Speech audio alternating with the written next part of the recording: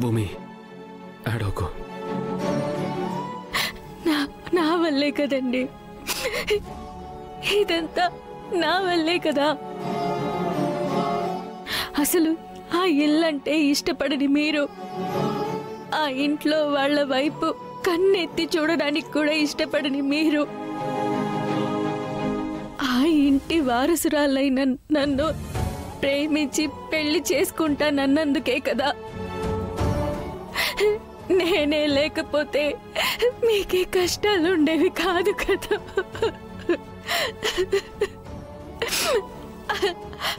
అంతా నా వల్లే.